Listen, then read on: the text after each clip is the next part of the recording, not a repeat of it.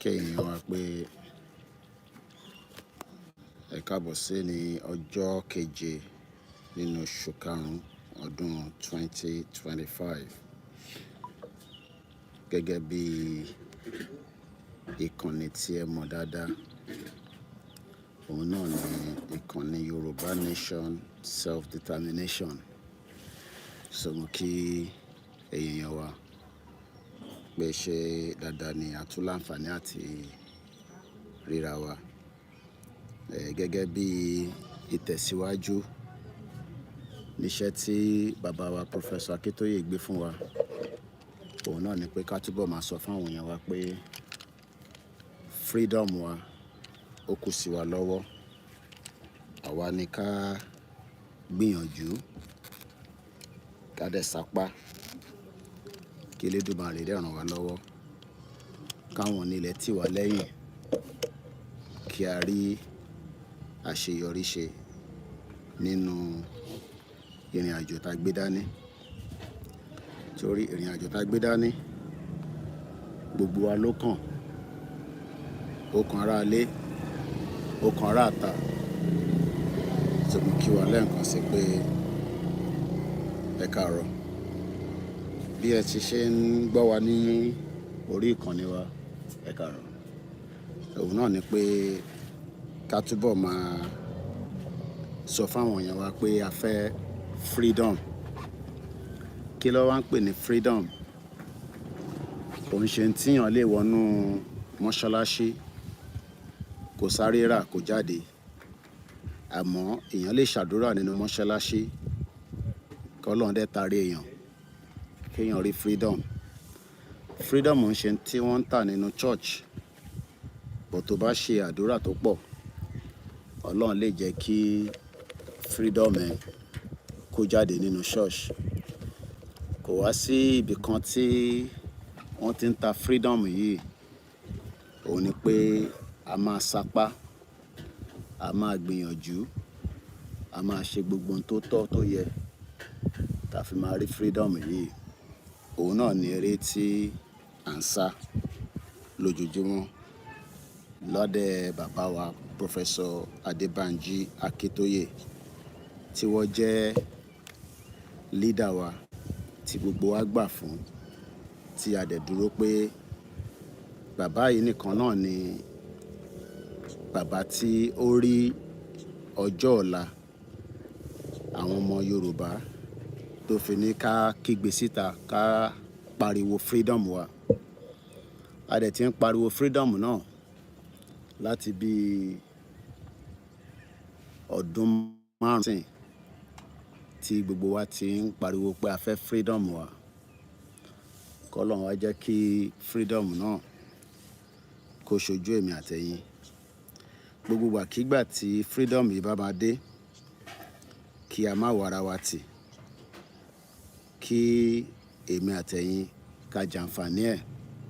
So mo kí gbogbo èèyàn wa lẹ́ẹ̀kan sí. Ẹ má bínú pé ẹ láǹfààní àti máa rí wa lóòrèkóòrè.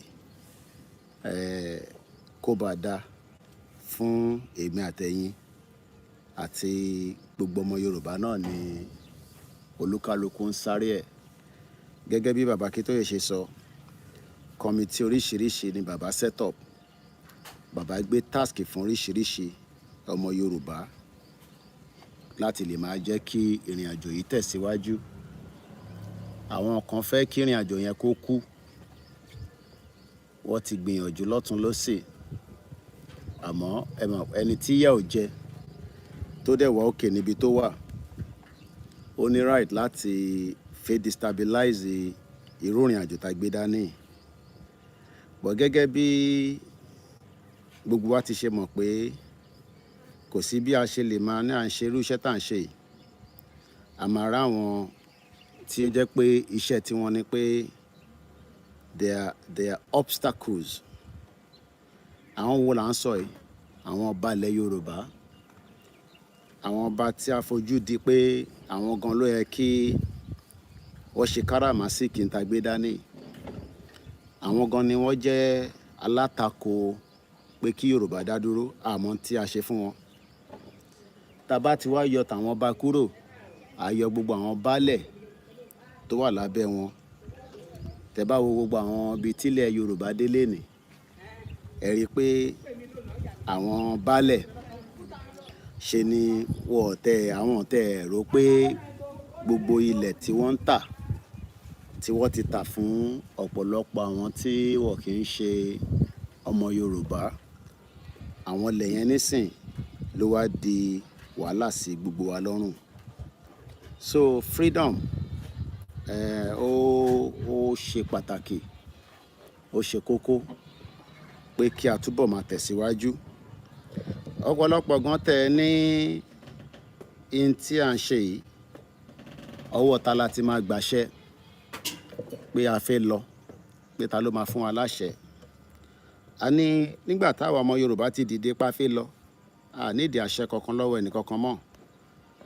Bàbá tí a tẹ̀lé lẹ́yìn tí gbogbo wa dẹ̀ gbà fún tá à ń pè ní Professor Adébánjí Akíntóyè, bàbá nìkan náà la lè gbàṣẹ lọ́wọ́ ẹ̀. Torí nígbà tí ọba ilẹ̀ Yorùbá tó yẹ kí wọ́n fún wa ní àṣẹ gan sí lẹ́nu wọn mọ́.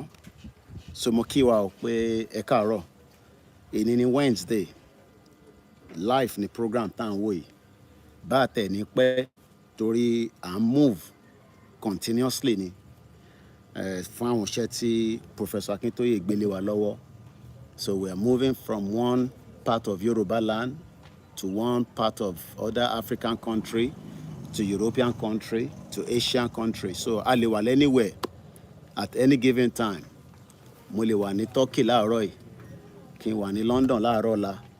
So tí ẹ bá gbúrò wa, tí àwọn ọmọ wa bá ti ń jáde, ẹ ti gbúrò èmi náà nìyẹn. Ẹni tó bá dẹ̀ ń follow mi lórí social media space ẹ lè sọ pé ẹ gbúrò mi àfi tẹ́ bá ń parọ́. Torí ẹlòmíì a ti sọ fún ara wa àwọn ibì kan máa dé àní ní time tá a máa ṣe live báyìí àti ń dé stage yẹn. So tẹ́ bá jókòó sínú ilé pé Koiki ń bọ̀ wá ṣe live àbáwọn media wa tó kù, we might not have the time. Ẹ gbọ́dọ̀ wà lórí Twitter, ó lè jẹ́ bẹ́ẹ̀ láti máa pass message. Ẹ gbọ́dọ̀ wà lórí Instagram and post message sórí LinkedIn. So it's entirely up to us to get, especially in diaspora, tẹ́ fi mọ̀ tó ń lọ. Kọ́lọ́n jẹ́ kí gbogbo àmọ́ tó ń lọ. Torí tá bá dé stage kan kò ní sí time tá fi máa jókòó máa ṣe live program báyìí. Tá ló máa ibo láti máa ní time yẹn máa jókòó. Ṣé ìgbà tá bá wà nínú movement la máa la máa náà fi máa ṣe live program. But tá bá wà lórí Twitter, tá bá tweet, tẹ́yìn ò bá wa pick tweet yẹn, ẹlòmíì ò tẹ̀ ní mọ̀ pa ti tweet láti bí 3 days. Ọlọ́mọ yẹ kí emergency gan tẹ̀ wá. Torí nígbà tí èèyàn bá ní emergency, Ọlọ́run jẹ́ kárí emergency tí ó di pé federal government bá gbé wàhálà wọn dé nígbà tá bá jáde tá dẹ̀ sọ pé èèyàn ọmọ Yorùbá tẹ̀ wà lábroad o, nǹkan báyìí ti ṣẹlẹ̀ o, orí Twitter dẹ̀ la bá ti send message yẹn. Sí lórí Twitter a ti sọ yẹn fúnra wa láti bí ọdún 4 and it's just unfortunate that a ní láti continue láti máa sọ náà ni so that kó má di pé dẹ̀ sọ fún wa pé bó ṣe máa rí nìyẹn. Lè jókòó sórí YouTube kẹ̀mánà ẹ̀ ń dúró de notification Koikimedia, ẹ̀ ń dúró de Yorùbá World Media.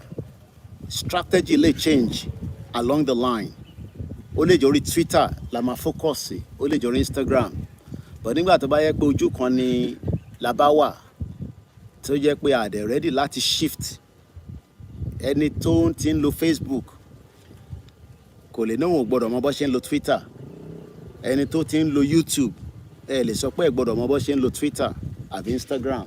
So mo tún bẹ̀ wá lẹ́ẹ̀kan sí ẹni tó ní Twitter ẹ lọ open account yẹn, free ni, ọ̀fẹ́ ni. Ẹ ti ní email, ẹ̀yin grandma tẹ́ bá mọ̀ nípa ẹ lọ sọ fún àwọn ọmọ yín, àwọn grandchildren yín pé Koiki ní kó bá yín ṣí Twitter so that látòrí Twitter yẹn a ní àwọn message ẹ lè kọ Yorùbá, kò ń ṣe dandan ní kọ English. Ẹ lè retweet, tẹ́ bá ti get the grasp of it kò ní pẹ́ mọ́. We want our people to be free, but ṣé tá bá máa free yẹn ṣẹ́nu lásán la máa fi free àkọ́ sọ pé we want to be free Yorùbá nation now. Kí ni ọ̀nà tá máa fi free? Òun ni ìbéèrè tọ́pọ̀lọpọ̀ bá ń béèrè. Ṣé jẹ́ ká sáré ka orin ìbílẹ̀ wa. Àwọn gọ́vnà àwọn yẹn fi orin yẹn wọ́n fi ṣe camouflage fún wa. Mo tún rí àwọn kan tán náà tó ń ṣe summit.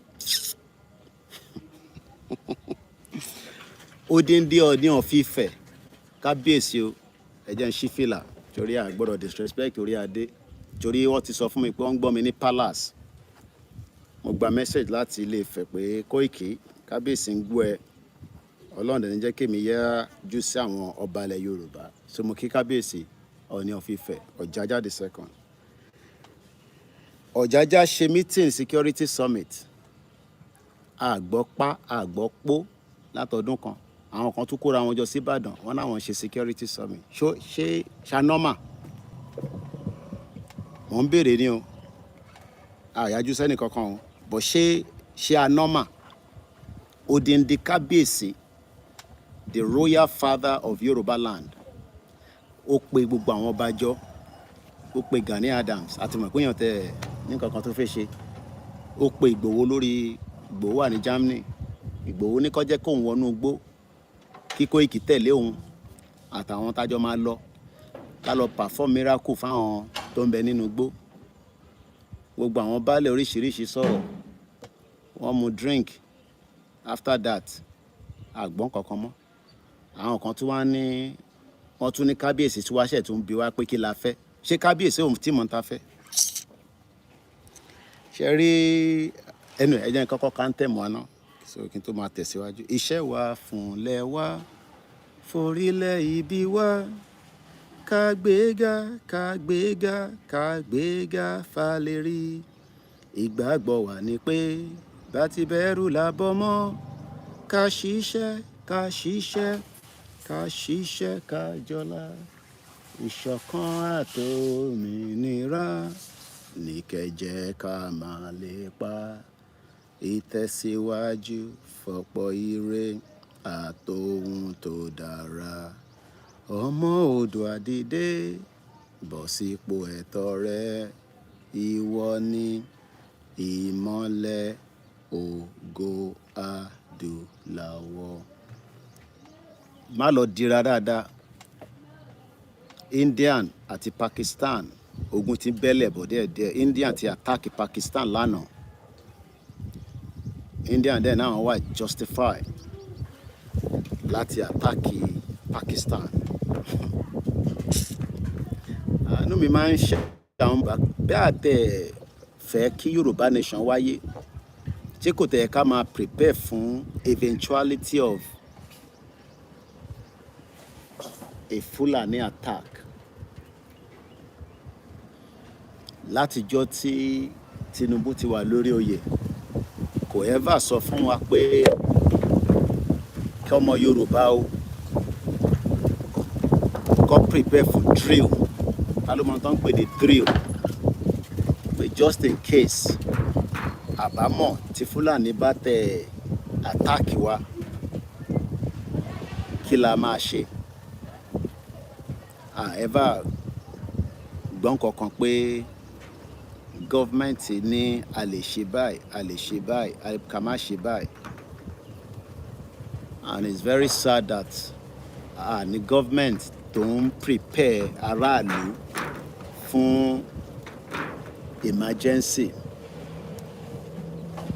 Bí Yorùbá nation bá tẹ̀ ń ṣe tí ó wà lórí table, ó jẹ́ kí gọ́ọ̀mẹ̀ntì máa prepare wa fún eventuality of emergency.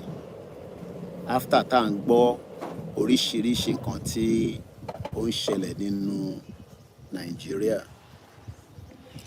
mẹ́wàá dẹ̀ ń ṣẹlẹ̀ àfẹ́ni bá ń parọ́ fúnra wọn. Mẹ́wàá ń ṣẹlẹ̀. But we are living in denial on a daily basis. And we continue to live in denial until we get into a massive problem. The current situation tí Nigeria wà nínú ẹ̀, ó tó kí gọ́ọ̀mẹ̀ntì máa sọ fún gbogbo state governor kó máa announce lórí radio station pé a kì í mọ̀ just in case tí Fúlàní bá attack wa kí la máa ṣe. I mean, ǹjẹ́ àwọn èèyàn tẹ̀ mọ́ tó yẹ kó ṣe tí situation bá arise, ó nítorí pé government ò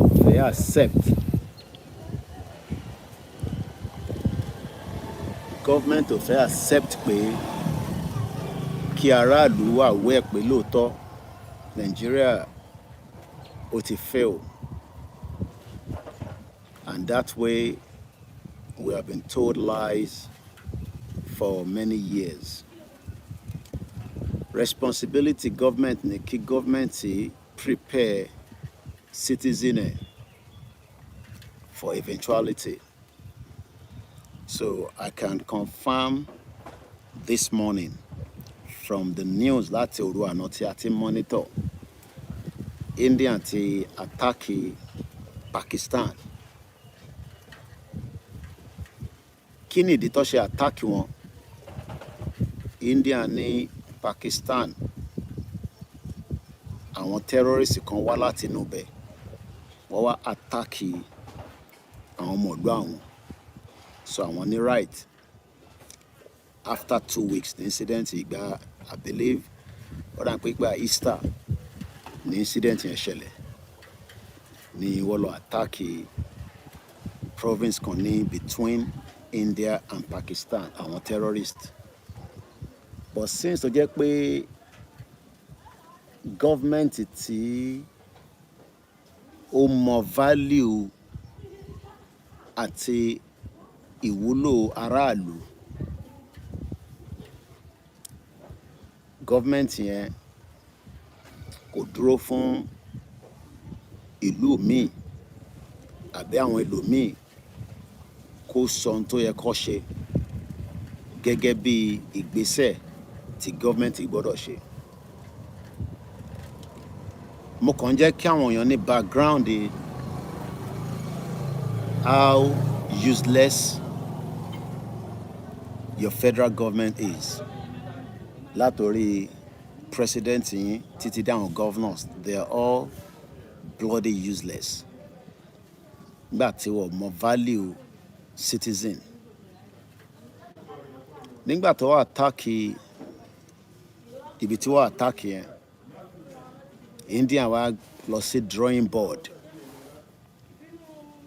Pakistan ń deny pé àwọn mọ̀ kankan nípa ẹ̀, mọ̀ kankan nípa ẹ̀, yet ẹ̀ ń harbour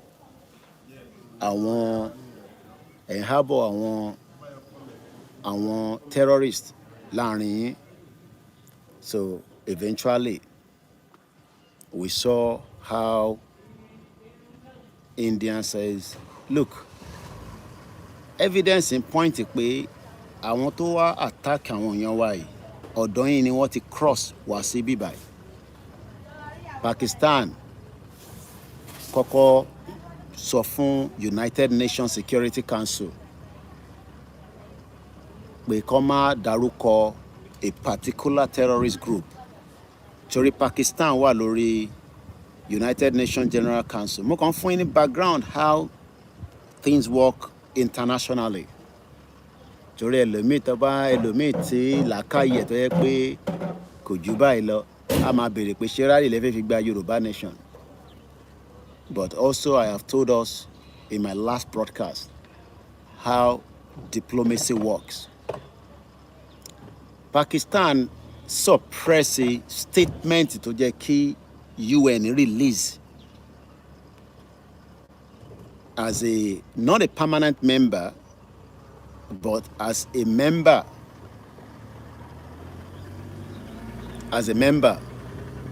eventually statement tó yẹ kí UN release officially wọ́n adjusted. Wọ́n adjust the statement yẹn. India ò torí ẹ̀ má fi gbé ìgbésẹ̀ tó fi gbé. India went further and did exactly into yẹ kó ṣe. Kí ni nǹkan tó yẹ kó ṣe?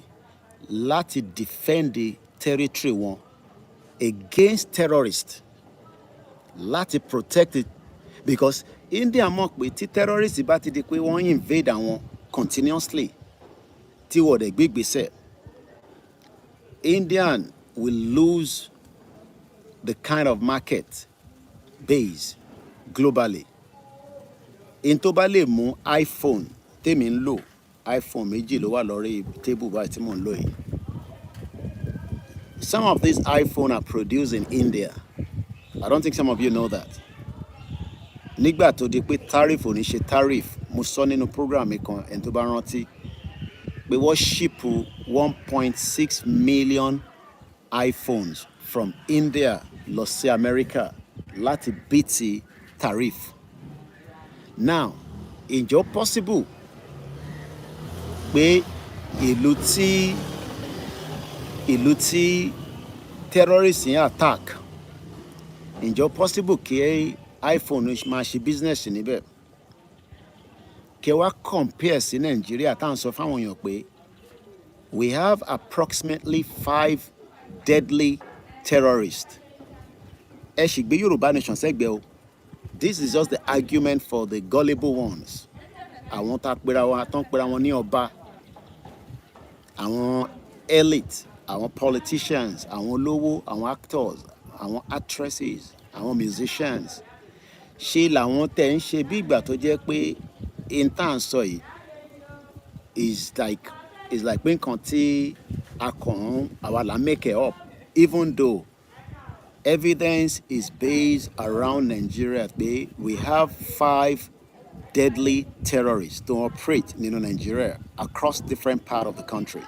5 deadliest terrorists in the world. Ìbéèrè tí mo wá ń bi federal government ni pé kí ni responsibility wọn láti ṣe ààbò fún aráàlú? A rí pé from this government and the previous government, kò sí ẹni ààbò kankan tó fi ṣe fẹ́ni kankan. Now, going back to India and Pakistan, Pakistan play defensive game pé àwọn ọmọ kankan nípa àwọn terrorists yẹn, even though àwọn ni wọ́n abọ̀ terrorists yìí. Tẹ́ bá rántí Osama bin Laden, he was living in Pakistan close to a military barracks until wọ́n detect pé ibi tó ń gbé nìyẹn. There's another man kan nísìn tí India ti pin down pé a wanted terrorist. Wọ́n ní security tó surround ẹ̀, gbogbo security tó surround ẹ̀. Gẹ́gẹ́ bí ẹ bá fa account number síta, torí a fẹ́ jẹ́ káwọn èèyàn kọ́ ràn wá lọ́wọ́. Àwọn èèyàn pè wá pé Koiki, ìyẹn wọ́n kí tọ́kì mọ́ kí ló tún ṣẹlẹ̀. Àwọn èèyàn tẹ́ ní megaphone làwọn fẹ́ nísìn, so ẹ̀yin èèyàn wá ìjọ ẹ jẹ́ ká raise owó. Ṣe rí pé rally ò ní wáyé yẹn, eré kí rally wáyé làwa náà sá lọ́wọ́ yìí. Àbúrò mi torí bàbá fúnra rẹ̀, wọ́n ṣì wà in that last lap láti make announcement. Èmi ò dẹ̀ fẹ́ kí announcement yẹn lọ dé kó dé bá wa lójijì, kó dé pé gbà yẹn láṣẹ máa lọ máa ra days. Mọ́tò tí a sọ fún yín fún àwọn staff tí wàá máa lò Capstar yẹn, wọ́n ti drive ẹ̀ láàárọ̀ yìí, wọ́n ti gbé lọ sóko láti lè rí i pé engine ti gbogbo nǹkan tó wà lára ẹ̀. So èmi prepare, ìwọ ni kó lọ máa prepare. Olóyè ń gbáradì. Ẹ̀yin tẹ́ ń béèrè kí n sáré mention ibẹ̀ tẹ́ máa ń béèrè pé ṣé Ìgbòho ń bọ̀ fún rally, ṣé Koiki ń bọ̀ fún rally, ṣé Bàbá Akíntóyè ń bọ̀ fún rally. Ẹ̀yin tẹ́ ẹ̀ nìkan ṣe ní gbogbo ẹnu mo fi sọ, ẹnu mi gbà ẹ̀ nìkan ṣe, ẹ̀ nìkan ṣe. Okay? Ẹni tó bá nìkan ṣe tó bá ti pè fún rally, olóyè ni kó máa wá nínú rally, kó má jáde. Okay? Koiki ni kẹ́ máa wá nínú rally, kẹ́ má jáde.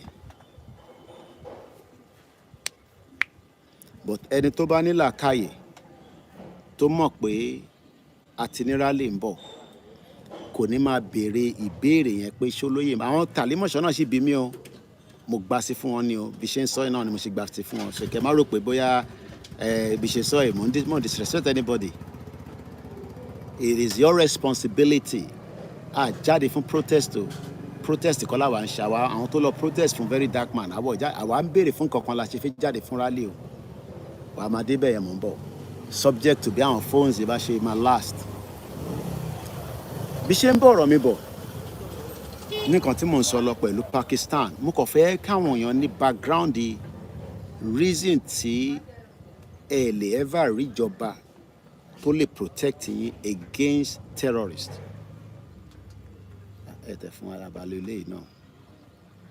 You will never see a government that will defend and protect you against terrorists. Kí n kàn fi mẹ́nu kúrò lórí ti India nìyẹn. Mo kí ẹ̀yin èèyàn wa òun ti máa switch off tá máa wá lo kọ̀ọ̀sẹ̀lẹ̀ bọ́ ní Facebook Koiki Oduduwa wà kọ́sà sí lórí Instagram báyìí. Ó rà pélé náà ní Twitter Twitter mi wà lórí ẹ̀ náà. Okay. So bí ṣe ń sọ lẹ́yìn èèyàn wa in tí mo fẹ́ kó yé wa ni pé Pakistan sọ pé India ní ti wá ṣe ogun lọ́dọ̀ àwọn India ní àwọn wá ṣogun ẹja gbọ́n tí India sọ ìyẹn ló máa lè jẹ́ kí a ní clear understanding ìyẹn ló máa jẹ́ ká ní clear understanding ẹ má bínú sunray yẹn pọ̀ gan ni ṣe jẹ́ ká lọ sọ́dọ̀ ìyàwó mi tó wà ní Indian Palki Sharma ẹ ṣàmọ wife mi yẹn mo níyàwó kan ní Indian ẹja gbọ́n tó sọ màá wá move straight lọ sínú reason tí Yorùbá ò lè dúró de government mọ́ kó wá protect wa government ti fail responsibility wọn gẹ́gẹ́ bí aráàlú tó ń béèrè ẹ̀tọ́ pé ẹ dáàbò bò wá ẹ wá fi wá sílẹ̀ àlówó ta lè fi jà àlówó ta lè fi ra weapon government ń lo resources ilẹ̀ Yorùbá ilẹ̀ Ìgbò àti gbogbo ẹ̀ka ibi tó ń pè ní Nàìjíríà ẹ fi ń gbàrọ̀ fún wa pé every year ẹ máa ṣe budget security budget yet terrorists ń ṣe jàǹbá across every part of Nigeria títí délẹ̀ Yorùbá ẹ jẹ́ àgbọ̀n tí arábìnrin sọ. And like we have seen a lot of attacks by terrorists in Israel. And United States have stood by Israel as Israel fights terrorism. And United States must stand by India as India fights terrorism. But this is not a one day, one war, one attack response. There has to be a sustained war against terrorism.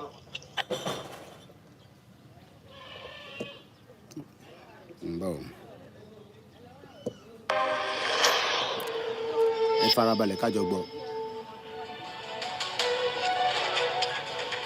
India has struck Pakistan 2 weeks after the Pahalgam attack, 2 weeks after 26 innocent lives were taken.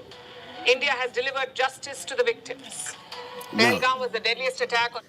India has delivered justice for the victim. Ǹjẹ́ Nigerian government ṣe justice fún ọmọ Nigeria tó ń pa lóòrèkóòrè?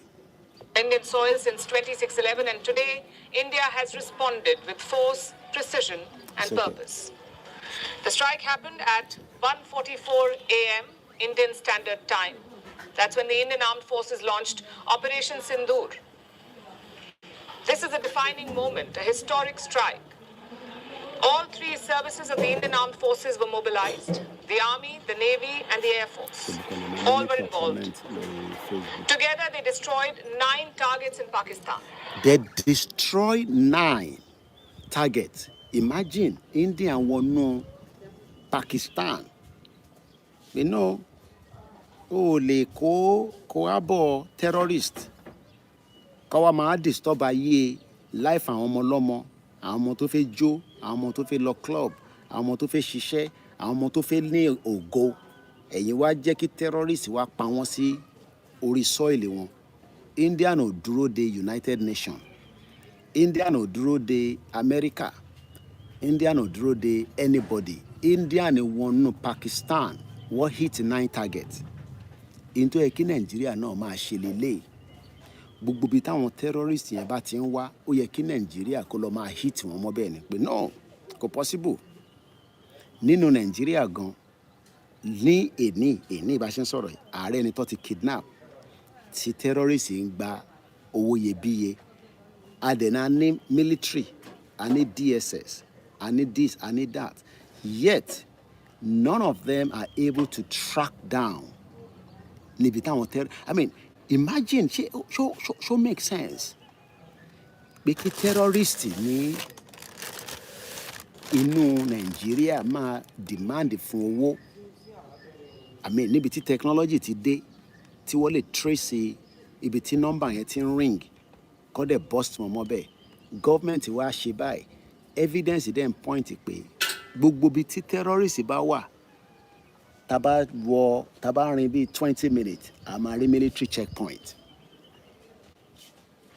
India ò dúró dè yẹn, ẹja gbọ́n tó ń sọ lọ. All of them along the line of control, which is the de facto border between India and Pakistan. Ṣùgbọ́n ẹ ṣe gan ni, bàbá mi Idris ní lánàá woman kan jáde lórí social media pé wọ́n ti kidnap. I mean, ṣé mo pa àwọn tó ń kidnap yìí, wọ́n gbé wọn kúrò nínú border Nàìjíríà. Gbogbo àwọn tí wọ́n náà ń kidnap èèyàn láti ìjọ tá ti ń gbọ́ pé wọ́n kidnap inú Nàìjíríà náà lọ ṣe wà. Ìbéèrè wa ni pé government responsibility ti fail, and that demands our opt exit out of Nigeria. So tó bá jẹ́ pé rally tá fẹ́ ṣe, it is just for security reason. Nítorí security threat, nítorí pé security concern, ó tó bẹ́ẹ̀ láti fi exit Nigeria. So ìwọ tó ń sọ pé ṣé rally la fẹ́ fi jáde, ṣé government ṣe ààbò lé wa lórí? Ṣé government ṣe ìtọ́jú fún wa? Ṣé government ṣe in tó yẹ kó ṣe gẹ́gẹ́ bí government tó ṣe budget? Tẹ́ bá lọ gbọ́ budget tó ń create ní every year, mo kẹ́yìn wa. Tẹ́ bá wo budget tí wọ́n ń gbé jáde ní every year fún military, ẹ máa béèrè pé níbo ni gbogbo owó yẹn wà? Each of the 9 targets was chosen carefully. 5 were located in Pakistan-occupied Kashmir, and 4 were deep inside Pakistan. I mean, India ni wọnú Pakistan. 4 was deep inside Pakistan. Carefully calculated target. Though Pakistan sọ pé, well, Indian, ó ti wá attack àwọn, ó ti dá ogun lẹ̀ nìyẹn. Now, kákọ́ fi move swiftly torí time mi, torí a ṣe rìnrìn àjò ni. Ẹ mọ̀ ní tó bá lè rìnrìn àjò, ìrìn àjò yẹn a máa ṣe nǹkan ní pápápá kíákíá ni. Ṣé wá mọ̀ pé ìbéèrè tó yẹ ká béèrè lọ́wọ́ ọmọ Yorùbá ni pé ṣáwọn tí wọ́n attack wa yìí, tí gbogbo wa ti rí evidence ẹ̀, tí gọ́vnà rẹ̀ gbé ìgbésẹ̀, ọba ṣe security summit, àgbọ̀n kankan, àwọn kan ṣètò wá náà wọ́n jáde ní Ìbàdàn, àwọn ṣe security summit, wọ́n ní kábíyèsí ń bi wá pé kí la fẹ́, ṣò kábíyèsí ò tí mọ̀ ta fẹ́ títí di wákàtí, ẹ jẹ́ kó máa fòlè yín. Tí bàbá Akíntóyè bá ti ní ká jáde fún rally, we are coming out because we want our freedom to have a security to lè protect wa. Dàgbà Abíọ́dún, Adeleke, Oyètọ́lá, Ayédátiwa, Mákindé, Sanwó-Olú, gbogbo wọn pàdé ní Lagos State. Wọ́n ka anthem. Ọmọ Yorùbá bẹ̀rẹ̀ sí sẹ́ndẹ̀ sí mi. Ṣorí Koiki, ṣorí pé àwọn governors wa, wọ́n ti ń ṣe anthem wa. After that, ǹjẹ́ gbọ́n kankan mọ́? Àgbọ́n kankan mọ́. So, tá bá jáde fún rally, àwọn governors yẹn gbọ́dọ̀ mọ̀ pé lára àdí tá ṣe ń jáde ni pé freedom wa nísìn kò sí lọ́wọ́ Nàìjíríà mọ́. Ó ti late. Nàìjíríà ò fún wa ní freedom tá fẹ́. Ó ti fi security jẹ wá níyà. Ó ti fi identity theft ó fi jẹ wá níyà. Ó fi culture wa jẹ wá níyà. wọ́n tún wá ń fi àyè sílẹ̀ pé kí Fúlàní wọlé kó wá pa wá. Ẹ jẹ́ ká kọ́ gbọ́ díẹ̀ sí nípa ti India nìyẹn ká tó máa tẹ̀síwájú. Muzaffarabad was struck twice, followed by Kotli, Gulpur, Bimber, Sialkot, Muridki and Bahawalpur. These are the 9 sites that were attacked. No civilian sites in Pakistan were hit. No military bases were touched. India targeted only the terror camps, the hubs of cross-border terrorism based in Pakistan. The hub of the terrorist hub. Ẹ ṣé gan ni mo sọ fún yín pé bíbá ní international platform ṣé bí ẹ bá fẹ́ gbọ́ analysis ilé ìṣòro ọbànjà làwọn sọ ní bíbá yìí nǹkan tó pertain mọ́ reason tí government ṣe fail tí government ìlú kan then take action kí ló dé tí government wa náà lè take action because it is a compromised government. Everybody to know. Kí n kò sáré gbé débẹ̀ tẹ́ bá lọ wo Emir of Katsina ó já ilẹ̀kùn wọlé níbi tí Tinubu wà nínú ilé already. That is a security threat to the president. I don't think some of you knows that.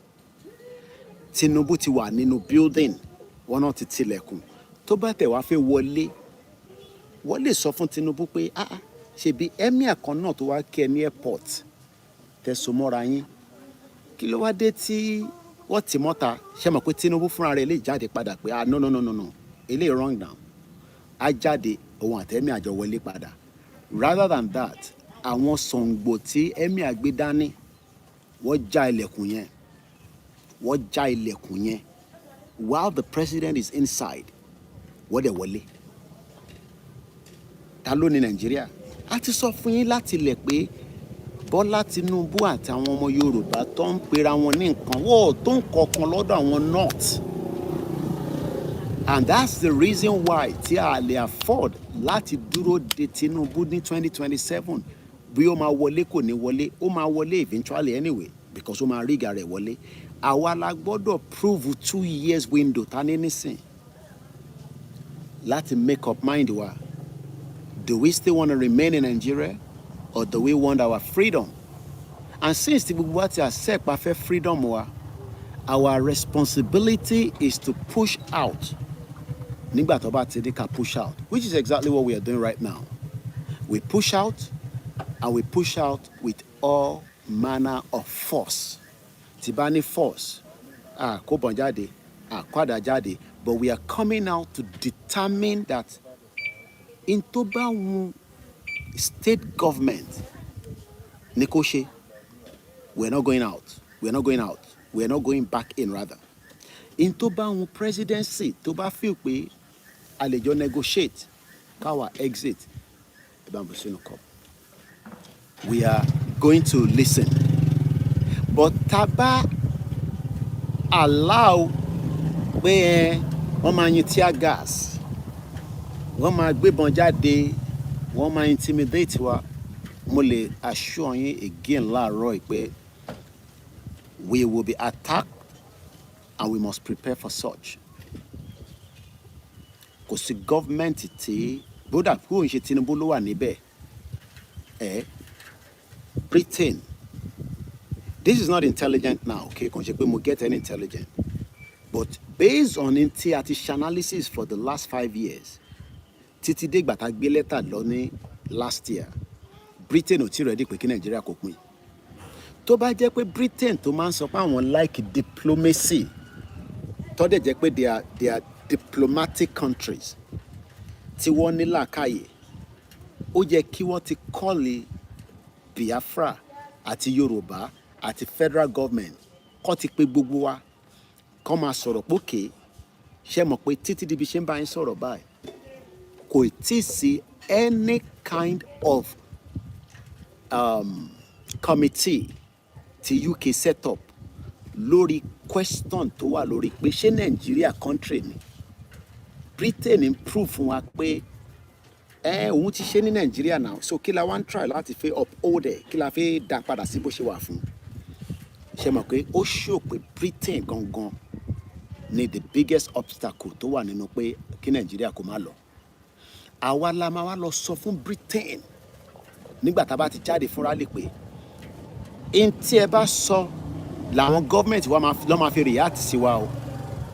Ẹ gbọ́ mi dáadáa mọ́ Yorùbá. Tí gọ́ọ̀mẹ̀ntì bá overreact pé à ń jáde fún ẹ̀tọ́ wa tí a dẹ̀ ṣe jàǹbá, tí a dẹ̀ ṣe jàgídíjàgan ní gbogbo ibi tó bá ti ní ká jáde ní gbogbo ẹ̀kalẹ̀ Yorùbá, tí gọ́vnà kan bá ní kí ọlọ́pàá yin tear gas, ó ní right ó fẹ́ fi disperse wa ni pé ká máa lọ́lé, àwa dẹ̀ máa sọ pé à lọ. Tó bá ti kúrò ní pé wọ́n yin tear gas tó di pé wọ́n yin live ammunition, because normally kò jẹ́ kán yin live bullet, wọ́n sì lè máa yin rubber bullet. Rubber bullet náà máa ń ṣèyàn léṣe, ó lè dẹ́ gbòsẹ̀ lára, but tó bá yin live bullet tí ẹ̀rí dẹ̀ wà in any state pé wọ́n yin live bullet, game yẹn ó ti change. Ó ti di pé Britain ló ń fi force pin the government wa down pé kó pa wá. Ọmọ Yorùbá à ń lọ jà ní o, ìjà gidi la fi lọ jà o. Britain fi bá Yorùbá jà, ó fẹ́ lo governors wa, ó fẹ́ lo Tinubu, ó dẹ̀ máa lo gbogbo mechanism tó ní. Wọ́n ní owó, wọ́n ní gbogbo nǹkan láti fi bá wa jà, but a máa fi ọgbọ́n àti làákàyè la máa fi ṣe. Ẹ fi àwọn mídíà tó kù sílẹ̀ tó ti sọ̀rọ̀ báyìí, tó bá dójú ẹ̀ tó di pé wọ́n bá pọmọ Yorùbá, ohùn wọn máa change. Èmi ń prepare wọn sílẹ̀ ni. Ilé lèmi wà, ilẹ̀ Yorùbá lèmi wà báyìí. So gbogbo yìí táwọn mídíà wa tó ṣe ń pẹ́pẹ́ ọ̀rọ̀ sọ, tó ń pẹ́pẹ́, nígbà tó bá gbọ́ pé wọ́n ti pa bí 500 Yorùbá people, wàá yí òun padà pé kí ló ṣẹlẹ̀, ẹ̀yin ọmọ Yorùbá ẹ bà nǹkan jẹ́. Ẹni mi mo sọ bẹ́ẹ̀, Koikimedia. Ṣé rí gbogbo ìtọ́ ṣe ń pẹ́pẹ́ ọ̀rọ̀ sọ, àfẹ́sọ́ báyìí, àfẹ́sọ́ báyìí, wọ́n ní ara wọn ò ní lè gbà mọ́. Ó dẹ̀ better ká prepare mind àwọn èèyàn wa for the worst case scenario, because a lọ ṣeré nígbà tá a bá jáde, a lọ jójó pàlángò, a lọ jójó tàlàsó, a fẹ́ lọ bèrè fún freedom wa. Freedom ò sí lọ́wọ́ anybody, ọwọ́ àwa ló wà. Britain dẹ̀ fẹ́ di freedom yẹn mú forever. So we are going out. Èyí tí mo lè ṣe nísàlẹ̀, mo tó bẹ́ẹ̀ kí n ṣe dájí ẹ̀ àbí kọ́tẹ̀ ní London. Wá pè mí mọ́lẹ̀, wọ́n á ní mo fi wá dà lóru ni.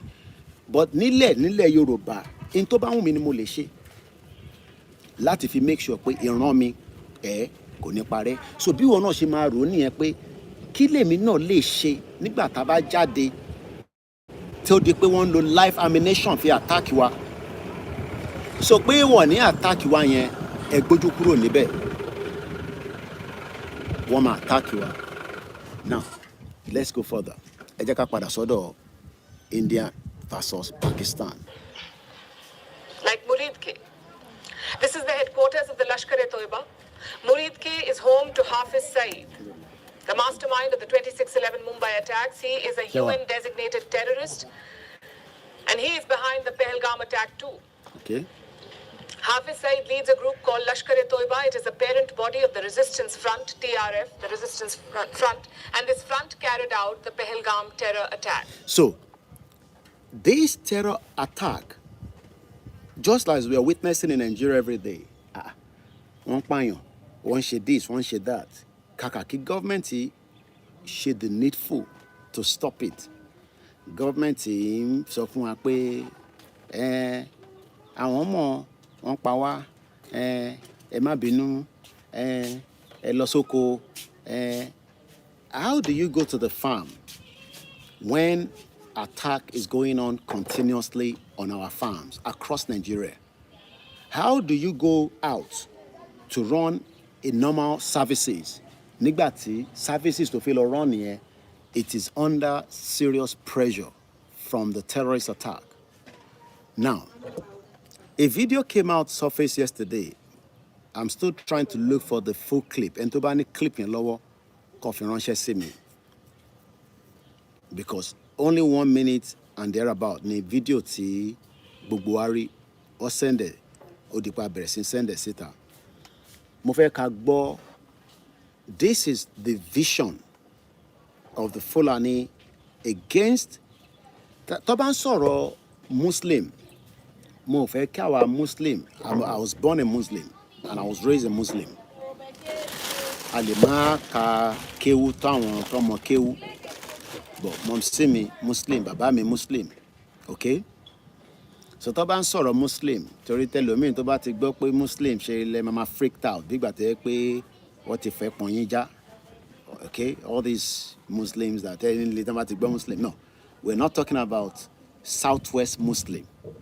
We are talking about die-hard Muslims that are terrorists now. These are terrorists that doesn't give a damn about your life. They'll kill you. Ọmọ àpáìdánù. Òun là ń sọ̀rọ̀ lé lórí.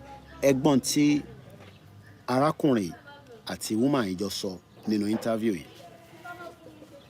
They are systematically taking over Nigeria, and they want to make Nigeria into a Muslim caliphate. And the Fulani ethnic militia, the Muslim terrorists, go into Christian villages. They're not coming in with cattle. They're coming in on motorcycles with AK-47s and killing everything that moves, and then destroying and razing the entire village. And yelling Allahu Akbar while doing it. And has nothing to do with climate change. These are nomadic herders that have 500-year-old view of cattle farming. Nigeria was 70% Christian. Amazing. Now it's 50-50. It's 50%. Now, let me give you some perspective of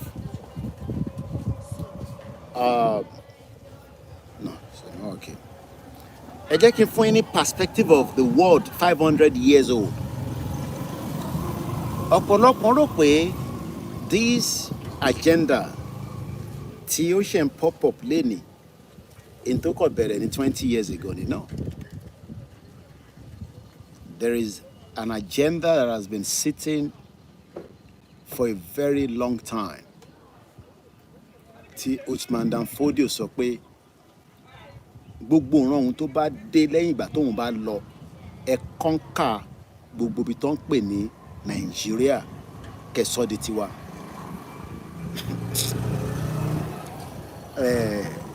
Láàárín bó máa kọ́ńkà wọ̀ kọ́ńkà, àwa kan fi tayín, àwọn kan fi jó ijó, àwọn kan fi kọ́lé. But as months and years, àwọn èèyàn ń lọ díẹ̀díẹ̀, àwọn èèyàn ń kú díẹ̀díẹ̀, wọ́n ń kú díẹ̀díẹ̀, àwọn another generation náà tún dìde.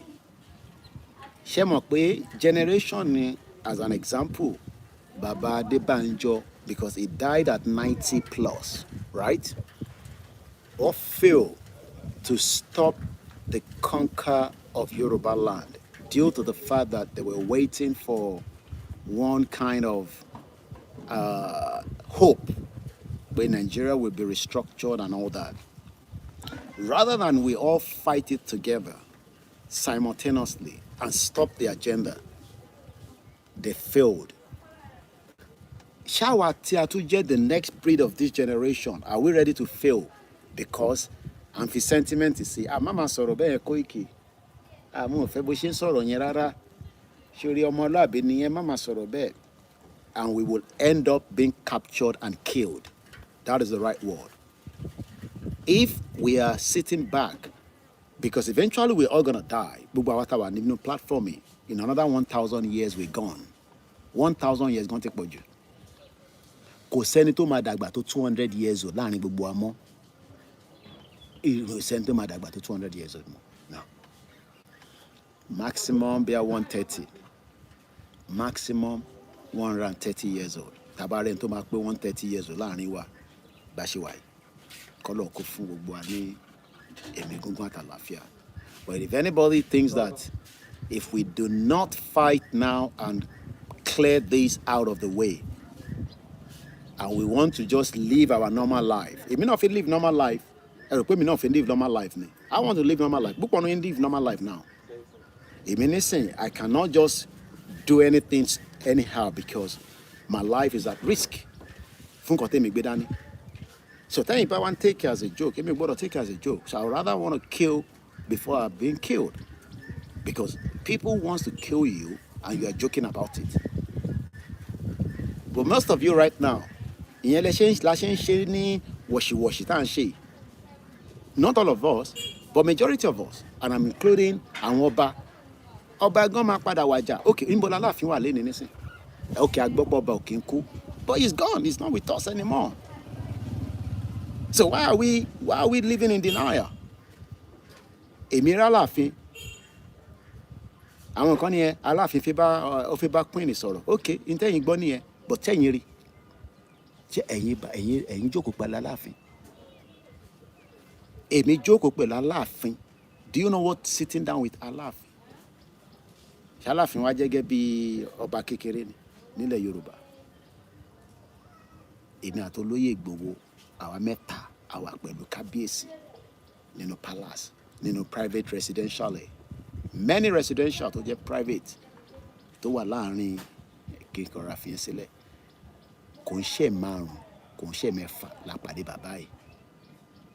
Sẹ̀yìn ṣẹ̀ wá ń sọ fáwọn pé ó fẹ́ lọ rí Queen, COVID wá ṣẹlẹ̀, ó wá kú. So time táwa fi lọ́rin yẹn ṣé àìtí bẹ̀rẹ̀ Yorùbá nation. It shows that we are living in denial and we are putting our life in danger.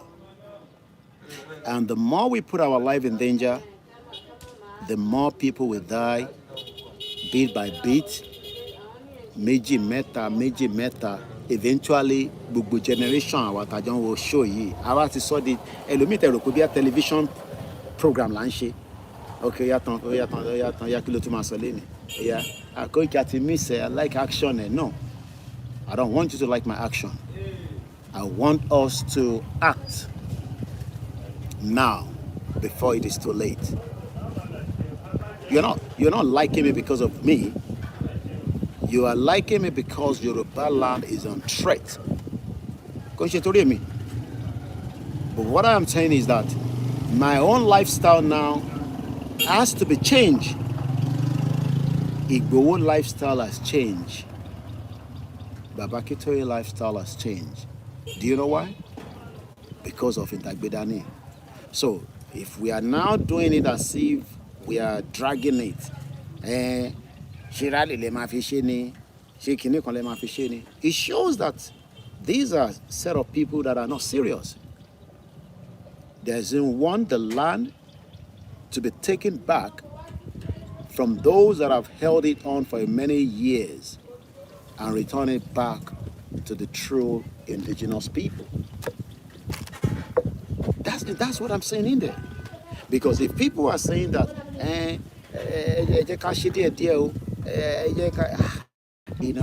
she bad government, tani government. There's nothing called government. These are human beings. Tinubu, before he became the government, wasn't just an ordinary human being. Yes, only extra power because on control resources, wouldn't control a bigger force, which there's no doubt about it. These are well-trained force. But if we are determined and we know what we are doing, and we work hand in hand collectively,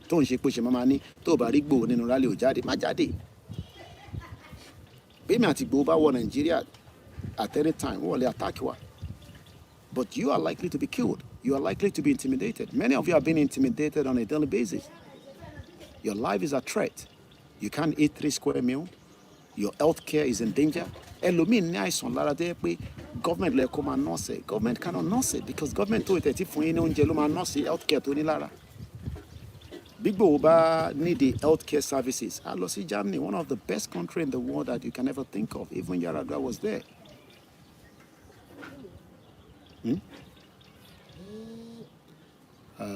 LA iPhone. So why then are we joking with this movement?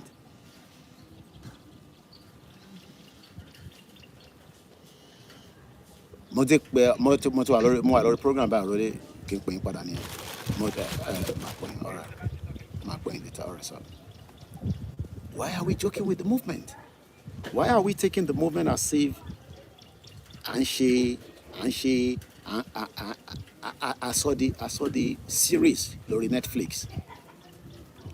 Koiki, our media can't ready. Fuck those media if they're not ready. táwọn media kan bá ti ready then torí àwọn media tó ready yẹn àwa tó kù tí life wa wà under threat ká wá dúró káwọn media yẹn kó ready àwọn ọmọ Yorùbá kan ti ready okay let them out to be ready àwọn bọ̀ tẹ́lẹ̀ wa and they so bloody what. Why should we wait for everybody when our life is in threat and nobody can sort it out? And it's okay if we move together, shut this space down, lock them up, push them back with everything that we have, financially, strategic, but the most important thing as humans niwa. Humans there ló máa make gbogbo effort pé kí nǹkan lè bọ́ sí. Àwọn tó dá Nàìjíríà sílẹ̀ náà they are humans. Àwọn náà make effort ní èyí jẹ yóò jẹ ṣé ó máa jẹ kò ní jẹ lọ fi dá Nàìjíríà sílẹ̀ ó dẹ̀ gbà fún wọn wọ́n dẹ̀ jẹ́ for 100 years. A dẹ̀ sọ fún wọn pé òkè ibi tẹ́ jẹ́ dé yẹn ti tó ẹ jẹ́ carry work ẹ̀ padà ẹ jẹ́ carry structure wọn àwọn ọgbà okay it's too late for a structure now let's move out. Ẹ̀yin kan ṣe tí wọ́n sọ fún wa pé àwọn kan ì tí ì ṣe tán àwọn kan ì tí ì gbọ́ ẹni tó sì kìsára ló máa gbọ́ pé nǹkan ṣe gbogbo àwa tí nǹkan ṣe ni àìsàn wà lára wa a ní ká treat ẹ̀ ní kíákíá ká yọ problem tó wà lára wa nínú àìsàn yìí. Some of you are telling us to keep short and keep quiet and tell us and your life is like some of you momentum máa dé Nàìjíríà láàárọ̀ la nísìn agba Murtala máa bẹ̀rẹ̀ fọwọ́lé a ṣe gbogbo tó fi ṣàpadà lọ sí abroad ẹni tó wà nílé nísìn yes your life might not be better off but you are still at home doing one or two things because your face is not out there. I didn't say okay àwa tí face wa ti wà níta àtẹ̀yìn tí face yín wà níta let's come together and push it back. That's what we are asking for. Níta béèrè fún ni ṣé Ọọ̀ni of Ifẹ̀ ti dá sí Ọọ̀ni of Ifẹ̀ kó kẹ̀lẹ̀bẹ̀ sójú àwọn ò rí pé Fúlàní pa wá ṣé Aláàfin ti dá sí no a máa dúró kí Aláàfin dá sí Aláàfin tàná dá sí ṣé Aláàfin tàná dá sí mò ń bi yín ni o Aláàfin tàná táwa rí bá tẹ̀ láǹfààní àti rí Ọọ̀ni èmi àti olóyè Ìgbòho. Because gbogbo yín ẹ wà ẹ fi sentiment Tinubu ọmọ wa ni Tinubu àbí. We are putting sentiment to this movement now. We've actually moved away from the reality of the movement. We have people that are communicating with me behind. Kinko keep here because what you apologize. Àwọn elite wọ́n attack me. Pé what the hell làwa pé nǹkan táwọn ń ṣe. But ẹni ẹ ti apologize. I will have brought kódà program yẹn ò bá ti jáde lánàá. But ẹ jẹ́ ká ra fi sílẹ̀ because ẹni ẹ ti apologize. Èèyàn ńlá ni. Mo fi bàtì ẹ̀jẹ̀ pátápátá lórí social media space but ìyàwó mi ní yàrá gbọ́rọ̀ ni mo dúpẹ́ lọ́wọ́ ìyàwó mi mo dẹ̀ dúpẹ́ lọ́wọ́ olóyè Ìgbòho iná ọba fàyà lánàá iná ọba fàyà lórí social media space but a dúpẹ́ fọlọ́run.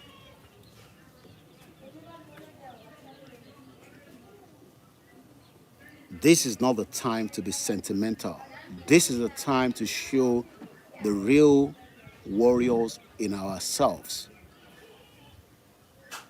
This is the time to prove beyond the imaginative of the people out there in the world. This is a time to prepare mentally, physically, and spiritually. This is not the time to be saying, Mutura àwọn kan tó ń send message ṣé Tẹ́ni Ọmọlógo àbí kí lẹ ń pè. I have to mention her name. Who the fuck is she? Tẹ́ni sọ pé Tẹ́ni Ọmọlógo kan ń sọ̀rọ̀ kan. Ṣé orí ẹ̀yin ò pé ni? Ẹ bá bínú ẹ̀yin tẹ́ lọ́wọ́ gbogbo àwọn program òṣì bẹ́ẹ̀ yẹn. Èmi wà Nàìjíríà. Ẹ̀ ń sọ pé èèyàn kan wà ní ìlú kan tá àmọ́ ibi tó wà tó yẹ pé wọ́n lè jáde nínú yàrá wọn. Ṣé àmọ́ tó ń ṣe wá ṣá? Are we sick in our head? What the fuck are all these people that you're talking about? Ìyàwó mi sì bí báyìí mo ṣe ráyè sọ̀rọ̀ bẹ́ẹ̀ yà ó tó bá ti dòdò dédé sá ṣe bí ṣe mo ti dìde nísìnyí ló tún bẹ̀rẹ̀ sí sọ̀rọ̀ báyìí ìyá mi dẹ̀ ti ní kí ẹ máa ṣe pé so what's wrong with us? Bàbá Akíntóyè wà níbi tó wà, Ìgbòho wà níbi tó wà, world media dúró dáadáa, aláǹgbá ní ẹjọ́ ló ti rí gbẹ̀yìn ẹ̀rọ ṣe ní gbogbo aláǹgbá ló dánú bolẹ̀ àmọ́ etí náà rún gbogbo wọn. I don't think some of us understand what we are doing sef. Ẹ lọ máa wo show jagbajagba èyí tó yẹ kẹ́ save data yín wọ́n ní kẹ́ máa dá 1,000 síbì kan kẹ́ lọ dá síbẹ̀ wọ́n ní kẹ́ dá 500 síbì kan kẹ́ dá síbẹ̀ tẹ́ ẹ bá rí nǹkan tẹ́ fẹ́ wò lórí fóònù yín ẹ má ra data náà kí lẹ́yìn ra data fún kẹ́ lọ́n wo pálapàla tẹ́ ẹ bá rí nǹkan tẹ́ lè wò ẹ lọ prepare bó ṣe ń ṣe weapon local made weapon tẹ́ máa fi jà a dẹ̀ ń ṣe bẹ́ẹ̀ nítorí wọ̀ pé à ń ṣe bẹ́ẹ̀ tá à ní làákàyè à ń sọ real deal níbí bá à ń sọ nǹkan tó jẹ́ fact tó jẹ́ pé our life is in danger. We prepare as 3, 4, 5 èèyàn márùn lè capture àdúgbò kan on our behalf tẹ́ bá mọ tẹ́ ń ṣe. But when we have actually far away from the movement, most of us are far away from the movement now. That's all I can say. That's why I'm not hoping that many of you will come out. But like I said, the Lord of the land will go with us. The Lord of the land will move with us. It does not matter whether we are 10, we are 50, or we are millions. Because if we have 1 million and half of the million will be the one to truncate this movement, we might as well not go with that 1 million. Why do you think military are being ambushed all the time? They are being ambushed because there's a traitor among them. And when you have a traitor among you, you will be in danger. Don't expect you come out and see them. They're not going to come out. Prophet Ilekun Ayoni, why should I run away? I'm not running away to anywhere. I stay here. So it seems some of us need to understand what this is all about. And I'll leave it like that for now this morning, because I should testify you. All I can say is that remove the fear from yourself so that the future that we want can come. Tinubu will die eventually in another 30 years. I told you that. If he survives 30 years as he is right now, it's just by the grace of God. Obasanjo is almost dying. He's going to die very soon anyway. So who the fuck are all these individuals that you're talking about? They've lived a better life these people live life to the fullest. More than 50 million Yoruba people. They have the privilege. They had access to the government directly or indirectly. So you expect us to go and tell them the kings knows the right thing to do. They've become very they've taken us out of the real problem. So all I can say this morning as I leave us again is the task ahead is not big. It is how we are ready to manage it.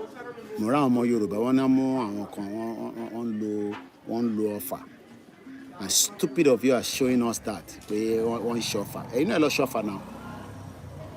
There are many things that you can do and watch on the YouTube rather than watching irrelevant media. I can't beg media can't just so papo. So ogun bon in sense of our media can so papo. Our media about buying so papo if once now. To Gumba Day, they'll pick it from there. Our media tabati ready, we go forward and we forge ahead. As long as we have the media that will work with Baba Akíntóyè and Ìgbòho, that's all you need, including myself. So we're going to be wasting time. Blocking one off so that you stop getting their notification. And don't send stupid links. Koiki lowo ti ele so. Kini come pe ni teni yen so. ẹ sọ fẹ́ ni ẹ náà kó máa bọ̀ nísàlẹ̀ náà kó wá fẹjú wo náà èmi máa tún máa lọ máa fi time tèmi ò ní máa lọ máa fi máa lọ wo nonsense and jagbajantes ẹ̀yin lẹ́yìn ní time yẹn tẹ lọ ń wò wọ́n because bóyá ẹ rí mi wò ẹ mọ̀ tẹ́ lè ṣe. Do you know that there are millions of things that any one of us can do? You can start digging tunnel and prepare. You can do a lot of things. Motocross. Kíni tó máa ń fi yẹ̀pẹ̀ sí, ẹ fi aṣọ sí, ẹ fi petrol sí, ẹ gbé dání sọ́wọ́. Ibi tẹ́ bá là mọ́, at least wàá mọ̀ pé nǹkan ṣẹlẹ̀. I think some of us are thinking that this is a joke. You take it as a joke. We are not taking it as a joke. And like I said, Igboho cannot be everywhere. So let us all go and prepare for our upcoming rally. That's all I can tell you. Ojú oorun ni wọ́n ti pè mí láti London láàárọ̀ yìí. O lè sùn fully 24 hours anymore. We're doing our best. We will continue to educate our people. But those that are not ready to allow this movement to come to reality, it is too late. Let's come together and fight it off. I will not do more than this because of my time. Yoruba, OLAYOMI KOIKI, Koikimedia. Àlàáfíà mo wà o, àdúró dáadáa. Ìwọ náà lọ máa múra kó lọ dira. Torí pé a ti wà ní problem. A tún máa ríra nígbà tí Ọlọ́run bá tún ní ká pàdé. Ìwọ tí o ní kò ní ṣẹlẹ̀, no problem. Ọlọ́run jẹ́ kó ṣẹlẹ̀. But tó bá ti wá ṣẹlẹ̀, ojú bá tiẹ̀. Mo kí bàbá wa Professor Akitoye. I'll be traveling to see him again very soon. Mo kí Olóyè Igboho. Èmi àti Olóyè sọ̀rọ̀ throughout yesterday very well. He's doing very well. He's in Germany, like I said. Mo kí gbogbo àwọn comrades wa káàkiri. Gbogbo ẹ̀yin tí ara lè díẹ̀, kan náà comrades wa náà ní ara lè díẹ̀. Ọlọ́run bá fún gbogbo yín lálàáfíà. Ẹ fọkàn yín balẹ̀, okay? There's no message from Chief, but ẹ lọ múra sílẹ̀. That's all I can say. Ẹ̀gbọ́n kan tó mọ̀ sọ. Kò sí sí message látọ̀dọ̀ Olóyè, but ẹ lọ múra sílẹ̀. Igboho ṣá. Ọlọ́run bá ṣọ́ ẹ dé nígbàkigbà tó bá ti fẹ́ dé. But for now, àwa ti wà l'Áfíríkà. Gbádùn Áfíríkà. Ṣíra lẹ́nu. Ǹjẹ́ mo ti rá láǹgbàgbẹ́ yìí? Àdúrà wa gbà. Ẹ má gbàgbé ká tó lọ. Ẹ já raise a fund for platform wa.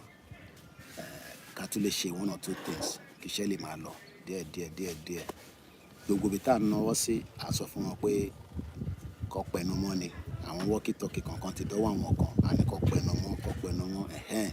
Ṣé nígbà tá a bá rí pé gbogbo èèyàn ti gbọ́ nísìn, má pè mí fún walkie-talkie, kò ń ṣe toy. Mo dẹ̀ ní kankan lọ́wọ́ mọ́. The last 10 tara àti disposal. Mo ní 5 megaphone, àwọn tí mo fẹ́ fún mo ti mọ̀ wọ́n.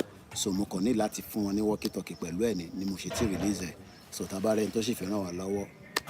Tó bá dẹ̀ jẹ́ pé YSDM náà ni ẹ ràn wọ́n lọ́wọ́.